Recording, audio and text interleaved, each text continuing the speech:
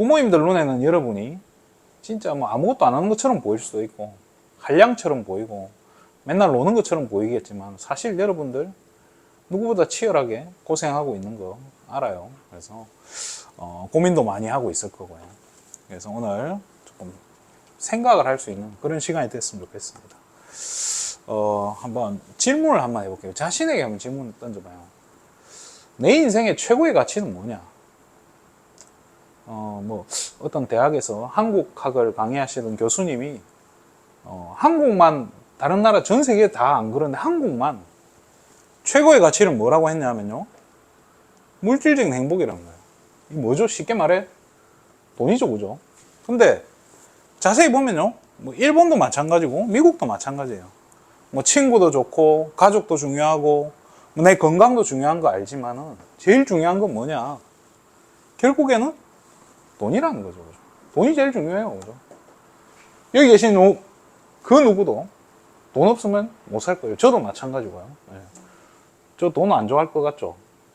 네, 돈 되게 좋아해요. 줘봐요, 안 받나? 자, 그러다 보니 서점이나 이런 데 가보면 지금 요즘 더 그렇죠, 그죠? 재테크라든지 또 부동산, 뭐 주식 이런 경제 관련 서적은요 늘 이렇게 꽉 차 있어요. 막 중요한 책들 많죠.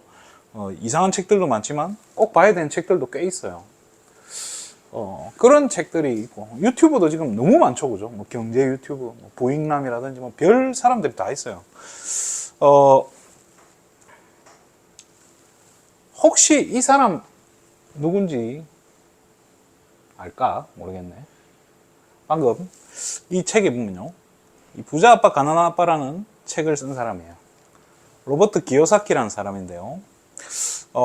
이 부자 아빠 가난한 아빠라는 책을 썼는데요, 무슨 내용이냐 하면은 이 로버트 기요사키라는 사람이 어릴 적에 아버지가 선생님이었어요.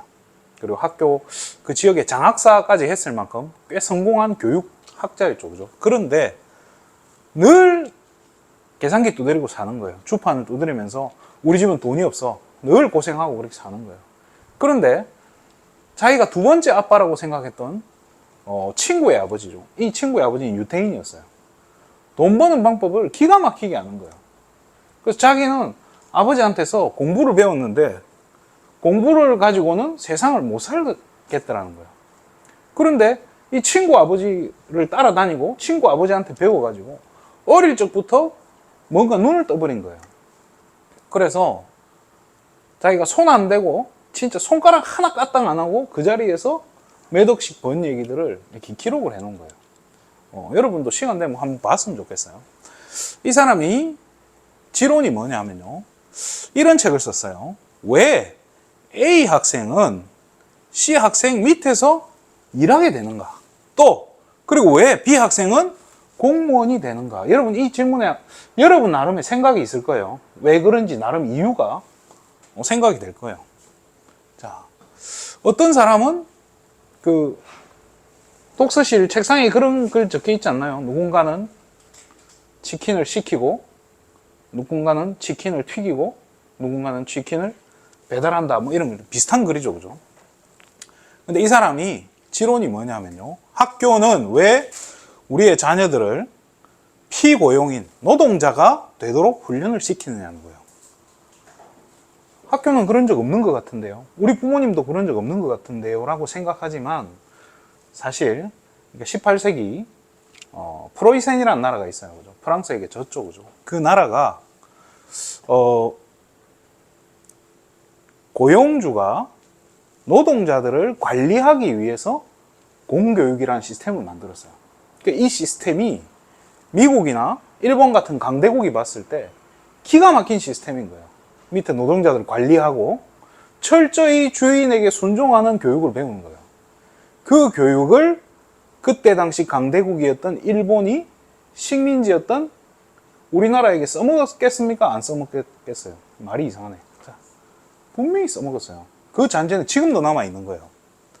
그러다 보니 우리도 모르게 우리는요, 노동자가 되기 위해서 열심히 공부하는 거예요. 그래서 좋은 대학 가서 좋은 직장 가는 것이 어떤 우리 인생의 중요한 프로세스라고 그렇게 우리도 모르게 뼛속 깊이 뭔가 각인되어 있는 것 같아요. 그래서 이 사람이, 이 로버트 기요사키라는 사람이 주장하는 게 뭐냐면요. 하버드 대학생들, 우리가 잘 아는 뭐 하버드 경영 MBA 과정이죠. 또 로스쿨을 다니는, 뭐 편안하게 과자 먹어요. 음료수 계속 마셔도 되고요. 괜찮아요. 자, 이 학생들을 가지고 뭐에 써먹냐는 거예요. 우리가 봤을 때 이 사람들 대단하고 어마어마한 능력을 가진 사람인데, 로버트 기요사키는 이렇게 말을 해요. 이 하버드생들은 어디로 흘러 들어가냐? 대부분 월스트리트로 들어간다는 거예요. 이게 어딘지는 알죠, 그죠? 이곳에 흘러 들어가서 이 대기업들의, 그죠? 어마어마한 초거대 기업의 이제 경영자들이죠, 그죠? 사장들, 회장들의 세금 문제를, 법적인 문제, 세금을 덜 내도록 하는데 총동원된다는 거예요. 누가요? 하버드생들이요. 결국에는 하버드생들조차도 뭐로 만든다고요? 노동자로 만들고 있다는 거예요. 그게 지금 오늘날의 교육 시스템이고요. 그래서 이런 부분에서 빠져나오지 않는다면은 여러분은 영원히 가난하게 살게 될 거다라고 하는 내용이 부자 아빠 가난한 아빠 그 책의 내용이에요. 근데 뭐 제가 봐도 일리 있어요. 그러다 보니까 거기에 대한 반작용이 어떤 게 나오냐면요. 어느 정도로 가냐? 공부하지 마라. 공부할 필요 없어. 네가 하고 싶은 거 해. 자, 이러다 뭐 이런 것도 나오더라고요. 하마터면 열심히 살 뻔했다. 뭐 이런 책도 나와요. 자, 그런데 한번 생각해보세요. 내가 진짜 좋아하는 거 알아요? 나는 내가 정말 좋아하고 있는, 내가 일평생 난 이것만 하고 나는 전혀 심심하지 않고 행복할 자신 있다. 알고 있어요? 부모님들은 더 모를걸요. 우리 백현숙 집사님 취미가 뭡니까? 네, 없죠. 자, 그런 거예요. 자, 그러다 보니 몇 년 전에 이런 단어가 나왔죠. 욜로. 들어보셨죠? 그죠? 그래서 이제 저기 누구야? 유재석이 누구죠? 누구죠? 갑자기 기억이 안 나네요. 놀러 간가요? 거기에서 그 사람들한테 이야기한 욜로 하다가 어떻게 된다고요? 골로 간다고 이렇게. 왜냐? 욜로의 뜻이 뭐죠? 아까 나오죠, 그죠? You only live once. 한 번뿐인 인생이에요. 나 한 번밖에 못 살아. 그러니까 네 마음대로 살아라 이 말이잖아요, 그죠? 그렇게 살다가 진짜 골로 가는 거예요. 그러니까 어떤 사람이 인터넷에 썼어요. 내가 해외여행도 돌아다니고 나 열심히 내 마음대로 버는 족족 쓰다 보니까 욜로의 끝은 통장 잔고 20만 원이에요. 그래도 마이너스 아닌 게 다행이죠, 그죠? 자, 지금 여러분 20만 원이 많게 느껴질 수도 있지만요. 우리 뭐 백현숙 집사님이나 어른들에게 통장에 20만 원 남았으면 걱정이에요, 사실, 그죠? 큰일이다 이렇게 되는 거예요. 그러면 뭐 결국 돈만 있으면 되는 얘기 아니냐? 결국 지금 돈 얘기하려고 그렇게 하냐? 그럼 돈만 벌면 되겠네요. 열심히 내가 생명 걸고 취직해서 아무 때라도 취직해서 열심히 돈 벌면 되겠네요. 근데 지금 오늘날 지금 중소기업들, 이제 삼성 같은 거대 공룡기업들을 제외한 대부분의 중소기업들은 평균적으로 매출이 줄고 있다는 거예요. 쉽게 말해 기업들이 돈을 못 벌고 있어요. 왜 그럴까요? 전쟁이 무슨 상관이에요? 우리는 전쟁도 안 하는데. 그만큼 대한민국이라는 나라가 경쟁력이 개발도상 중국이라든지 대만이라든지 이런 다른 나라에 비해서 이제 떨어지고 있다는 거예요. 국가 경쟁력이 낮아지고 있다는 거예요. 간단한 예로 여러분 좋아하죠, 그죠? 최저임금 요즘 10,000원 넘었죠? 이제 넘을 거예요, 그죠? 자, 최저임금이 10,000원이 넘으면 우리는 좋죠, 그죠? 그런데 고용주 입장에서는요, 미치는 거예요, 사실은. 자, 그러다 보니까 이제 온갖 편법들이 나오고 이상한 짓을 하게 돼요. 그러니까 여러분들이요, 좀 생각을 해봐야 되는 거예요. 지금 이제 기업들이 많단 말이에요. 대기업들이라고 하는 이런 대기업들, 거대 기업들 많죠, 그죠?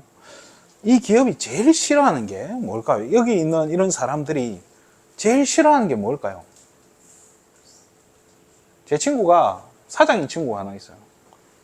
한 명은 제 친구가 두 명인데 한 명은 사장이고 한 명은 그 농기계를 만드는 대동이라는 회사의 그 직원이에요. 근데 이 직원인 친구는 뭐냐면은 노조 조합장을 맡은 거예요. 근데 내 친구는 또 사장이에요. 이 사장이 이 조합장 하는 친구를 얼마나 욕을 하는지 노조라고. 자, 그런데 한번 생각해 보세요. 노조는 나쁜 게 아니에요. 필요한 거예요. 근데 이 사람들이 그럼 이 사람들은 노조를 싫어하는 걸까요? 아니요. 노조를 싫어하는 게 아니에요. 사람을 싫어해요. 왜 그렇죠? 사람이 여러분 회사에 직원이 10명 있다고 쳐봐요. 그럼 10명 다 각기 다른 생각을 가지고 있고요. 10명 다 다른 말들을 해요. 10명에게 시킨 일을 10명이 똑같이 해주면 좋은데 똑같이 안 한단 말이에요. 직장생활 하는 분들 알 거예요. 나는 이만큼 열심히 하는데 내 옆에 애는 계속 뭔가 이렇게 탱자탱자하고 놀기만 놀고 일도 제대로 안 해. 근데 돈은 똑같이 받아가. 그거 보기 좋아요? 당장 내 옆에 있는 사람이 그렇게 해도 싫은데 고용주 입장에서는요, 꼴보기 싫은 거예요. 그리고 1년 지나면 연봉을 재협상하면서 또 올려줘야 돼. 또 4대 보험 줘야 돼요. 아프다 하면 휴가 가야 돼. 뭐 다 보내줘야 돼. 이런 뭐 연차, 월차 이런 거 다 챙겨줘야 된단 말이에요. 그래서 이 사람들이 지금 대기업에서 생명 걸고 하고 있는 게 뭘까요? 결국에는 이거예요. 결국에는 대체해버릴 거예요. 대체해야 된다는 거예요. 아니, 뭐 AI 기술이 뭐 그렇게 대단하지도 않고 뭐 안 될 것 같은데요. 저도 좀 그런 마음이 있어요. 안 됐으면 좋겠어요. 근데 여러분 유튜브 광고에 보면 광고가 뜨잖아요. 꼭 보기 싫은데. 근데 어도비 알죠? 여러분 포토샵 다 조금씩 할 줄 알죠, 그죠? 디자이너들이 포토샵 가지고 먹고 사는 디자이너들 굉장히 많아요. 근데 이거 한번 볼게요.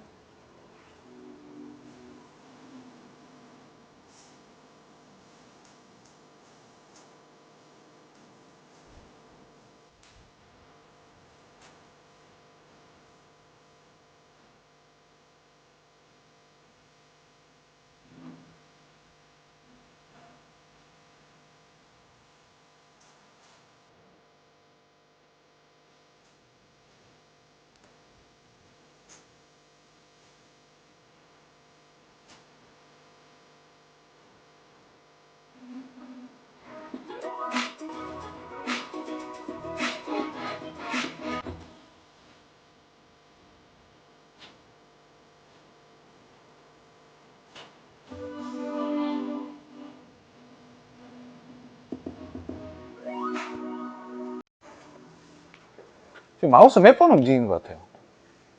뭐 단축 키를 누르는 것도 없어요. 그냥 드래그해서 뭐죠? 내가 원하는 명령어를 입력만 한 거예요. 그렇잖아요. 북쪽에서 빛이 비추게 해달라고. 그럼 여러 개를 골라줘요. 그 중에 내 마음에 드는 거 선택만 하면 돼요. 언제까지요? 진짜 내 마음에 들 때까지 계속 바꿀 수 있어요. 원래 디자이너들이요, 몇 번 이상 바꾸는 거에 대해서 돈을 받아요. 근데 지금 그 몇 번 이상 바꾸는 거에서 돈 받는 디자이너들은 다 도태됐어요. 지금 서비스가 뭐냐면 무제한으로 해준다는 거예요. 왜? 자기도 그 디자이너도 자기가 디자인을 안 한다는 얘기예요. AI에게 계속 맡겨버리는 거예요. 그럼 그거를 맡길 줄 아는 디자이너는 그래도 조금 더 밥 먹고 살겠죠. 그런데 이제는요, 그럴 필요도 없어진 거예요. 이게 지금 기술이고요. 그래서 실제로 이제 디자이너, 웹 디자이너라든지 그래픽 디자이너들은 굉장히 힘들어요. 그러면 이게 지금 AI가 알아서 채워주고 알아서 만들어준단 말이에요. 그 2달 전에 이런 뉴스가 나왔더라고요. 바닥에 누워있던 로봇이 스스로 벌떡 일어섭니다. 두 발로 걷고 소파에 등을 기대며 앉는 게 마치 사람 같습니다. 최근 중국의 빅테크 기업이 출시한 휴머노이드 로봇으로 2달 전 내놓은 로봇보다 움직임이 자연스러워졌습니다. 호두를 까거나 병을 따는 등의 섬세한 동작에선 부족함도 보입니다. 경쟁사 제품의 단점을 노리듯 중국의 또 다른 첨단 기업은 정교함을 앞세운 로봇을 선보였습니다. 다림질과 청소, 정리 정돈은 물론 프라이팬으로 요리도 가능합니다. 2년 전만 해도 대당 1억 4천만 원 가까이 평가받던 로봇이 앞으로 2,200만 원, 소형 승용차 한 대 수준을 팔릴 예정입니다. 휴머노이드 경쟁에 불을 지핀 건 미국이지만 후발주자인 중국이 각기 다른 장점을 지닌 로봇들을 쏟아내면서 보급 속도가 빨라질 전망입니다. 자, 여기서 봐야 될 게요. 뭐 중국이 어떻고, 사실은 그래요. 이제 미국에서 반도체를 이렇게 중국에게 안 줘요. 반도체 기술 더 이상 개발 못하게 막으니까 중국에서 사활을 걸고 살 길을 선택한 게 로봇이에요. 그래서 지금 로봇으로 엄청난 발전을 일으키고 있는 거예요. 근데 아까 얘기했지만 몇 년 전만 해도 로봇 한 대의 가격이 1억 4천만 원이라 했어요. 근데 지금 얼마라고요? 그죠? 2천만 원대예요. 쉽게 말해 편의점에서 알바해서 1년 동안 열심히 알바해서 받는 돈보다 적은 돈으로 로봇을 고용할 수가 있다는 거예요. 문제 생기면 AS 부르면 돼요. 그죠? 뭐 돈 좀 내면 몇 년 무료 무상 AS 되겠죠? 어떤 생각이 듭니까? 지금 실제로 AI가 어떻게 활용되고 있는지 한번 볼게요. 이 사용을 해서 그러면 이 챗 GPT가 교대는 상징되는 어떤 새로운 기술, 네. 적용해서 발전시킬 수 있는 방법들을 좀 생각을 해야 되겠네요. 이미 많이 쓰고 계신 게 지금 보시면 온라인 쇼핑몰 담당하시는 분들이 가장 힘들어하는 게 고객 질의응답이에요. 예. 주로 많이 물어보시는 게 그거 있나요? 재고는 어떤가요? 교환 가능한가요? 발송했나? 이것들을 전화를 받다가 거의 일을 못 하시거든요. 예. 이쪽은 지금 이미 챗 GPT 같은 AI 통해서 붙이기 시작했어요. 근데 그러면 이제 혼자 창업해도 더 이상 구성원들을 늘리지 않고 예. 가능해지죠. 그럼 이제 그걸 안 쓴 그런 업자들은 힘들어지는 거예요. 예. 이유가 고용이 들면 원가가 느는데 그걸 감당할 수가 없거든요. 자, 여기서 지금 개인 사업자들도 이걸 사용한다는 거예요. 어디에요? 고객 대응하는데, 사람 대응하는데. 왜냐하면 거기에 에너지가 제일 많이 뺏기니까요. 근데 지금 알바몬이나 이런데 알바 천국 찾아보면 거의 다 찾는 게 뭐죠? 사람 대응하는 거 뽑고 있어요. 그럼 그 말은 뭐죠?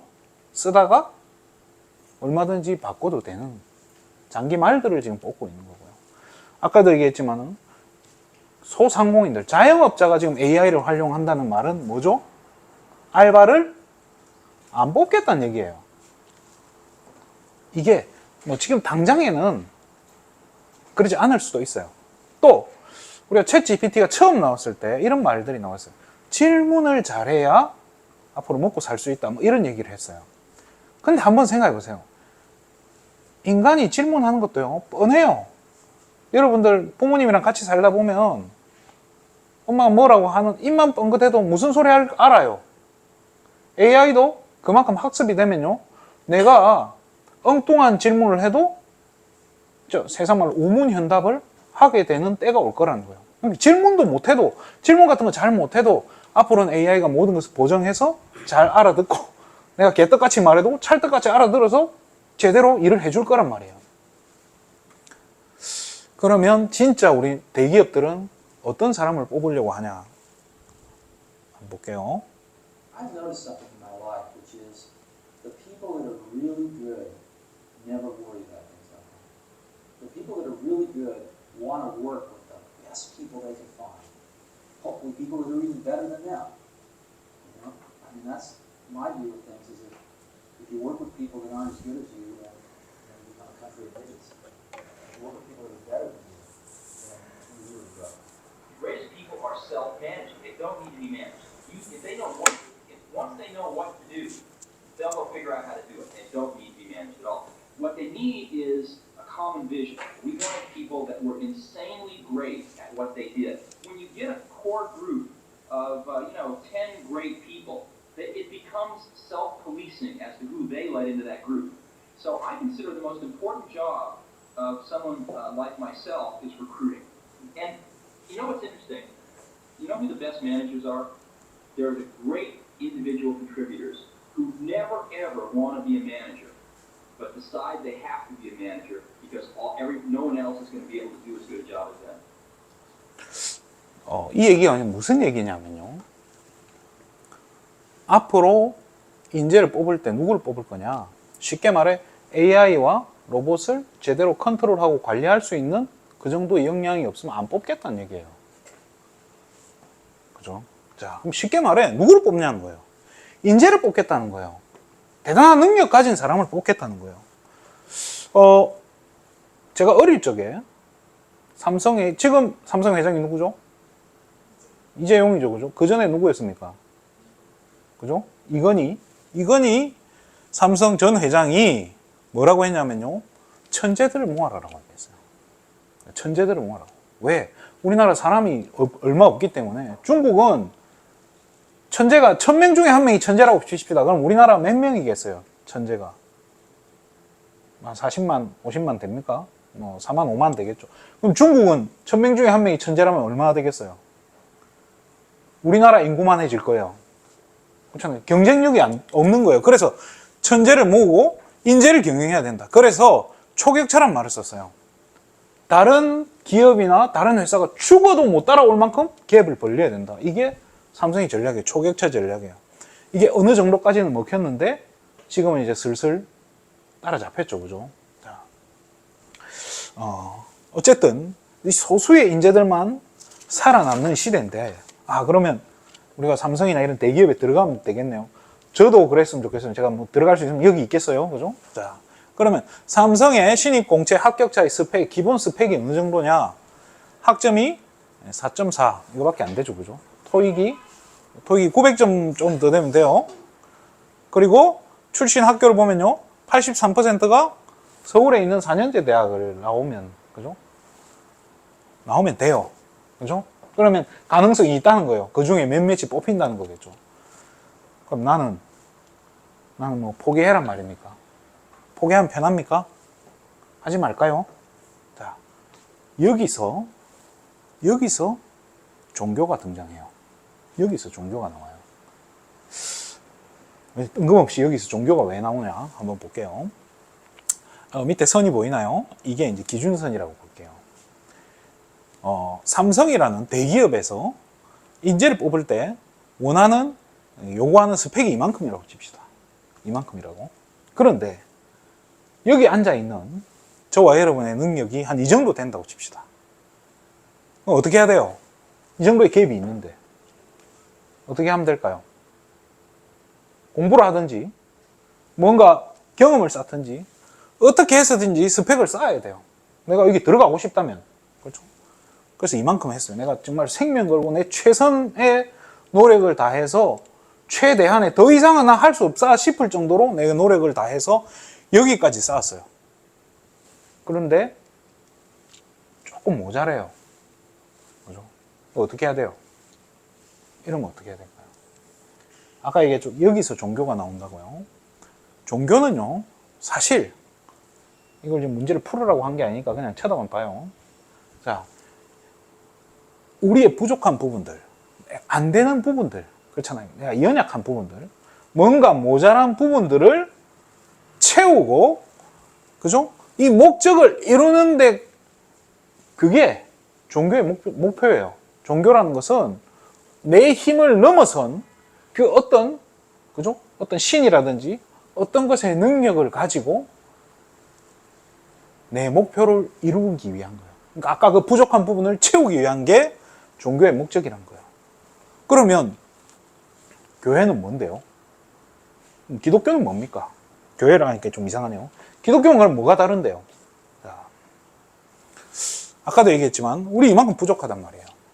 근데 기독교는 이 부족한 부분에 뭐가 채워 넣는 게 아니라 하나님의 능력이라는 걸로 덧입히는 거예요. 이게 하나님의 능력으로 덧입는데, 자, 그럼 하나님의 능력은 어느 정도냐? 이런 말이 있어요. 전능하신 하나님이란 말이 있어요. 전능이 뭐죠? 그죠? 모든 게 가능하다는 거예요. 쉽게 말해, 능력이 무한하다는 거예요. 그러면 부족한 나의 능력에 무한한 하나님의 능력을 덧입힌다는 거예요. 이건 목적을 이루는 차원이 아니에요. 그렇죠? 그러면 여기서 이제 봐봐요. 내 능력은 그럼 얼마나 필요할까요? 나 아까 스펙을 쌓았어. 이만큼인데.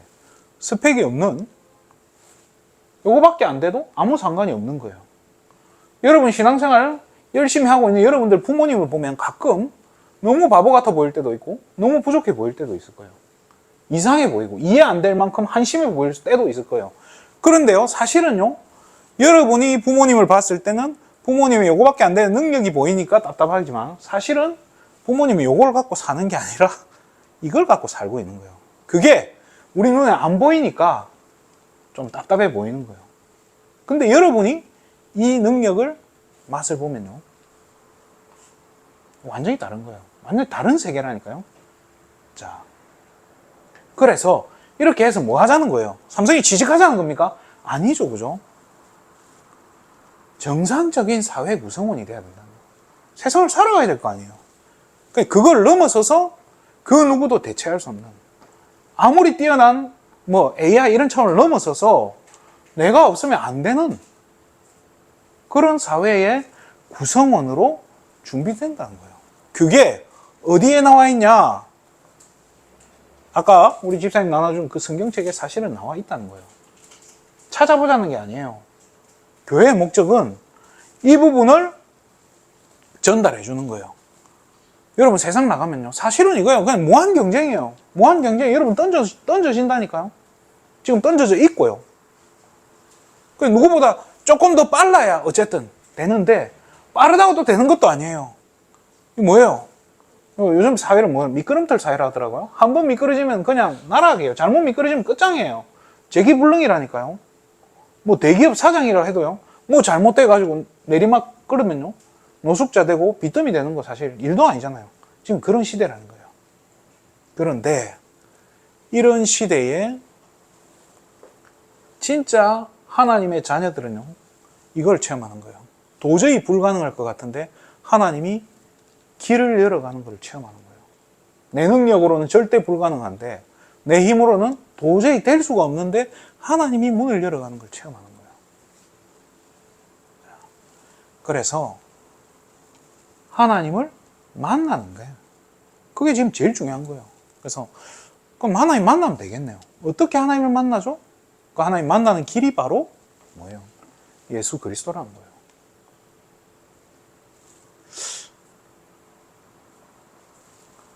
교회 가는 거, 부모님도 뭐 교회 안 나오면 막 욕하고 어떤 데는 뭐 때리고 뭐 그럴 때도 있을 거예요. 저는 그런 거 안 좋아해요. 틀린 거예요, 사실은. 진짜 교회는요, 여러분들을요, 대체 불가한 인재로 만드는, 그죠? 저는 그 시스템이라고 생각해요. 그래서 여러분들이 교회에 나오는 게 중요한 게 아니라 하나님을 만나야 되는 거예요. 그 방법이 뭐냐? 예수님을 내 마음의 주인으로 모신다는 거예요. 무슨 교회 나가서 열심히 봉사하고 헌금 많이 필요 없어요. 하나님 거지도 아니고, 그죠? 그래서 진짜 하나님 자녀로서 세상의 대체 불가 인재로 여러분들 준비되어지기를, 그죠? 적어도 여기 계신 우리 6명의 우리 청년들이 이 축복을 저는 누렸으면 좋겠어요. 어쩌면 뭐 다시 이런 기회가 안 올 수도 있겠지만, 참 여러분들을 생각하면서 뭘 전달해 줘야 될까? 어떻게 말해야 될까? 한 3번 정도 갈아엎었던 것 같아요. 근데 진짜 좀 여러분들 놓고 기도하면서 준비했는데요. 진짜 저는 교회의 역할은 그런 거라고 생각해요. 여러분들이 정말로 여러분들의 능력을 뛰어넘도록 공부하도록 돕는 게 아니라, 공부 열심히 하고 여러분들의 스펙을 쌓도록 돕는 게 아니라, 부족한 우리의 능력 그 위에 하나님의 능력을 덧입고 그 능력 가지고 살아가도록 도와주는 거. 그게 교회의 역할이고 그게 제 역할인 거예요. 그래서 언제라도 저는 그 도움을 주려고 어떻게든 준비되어 있으니까 활용하면 돼요. 그 플랫폼이 교회인 거예요. 그래서 언제라도 교회 오면 되는 거예요. 그죠? 배고프니까. 예. 한번 제가 기도할게요. 하나님, 우리 귀한 예수생명 렘넌트 한 사람 한 사람 축복해 주시고, 인생에 여러 가지 갈등들이 있다 할지라도 정말로 그리스도를 주인 삼고 하나님의 자녀 되어서 그 하나님의 능력을 덧입어 세상이 감당할 수 없는, 세상을 이끌어가는 지도자로, 정말로 대체 불가한 인재로 준비되어지는 하나님 우리 예수생명 렘넌트 되게 하여 주시옵소서. 우리 교회가 이 일 하는데 가장 앞장서서 준비될 수 있도록 축복하여 주시옵소서. 모든 영광을 하나님께 돌립니다. 그리스도 대신 예수님의 이름으로 기도드립니다. 아멘.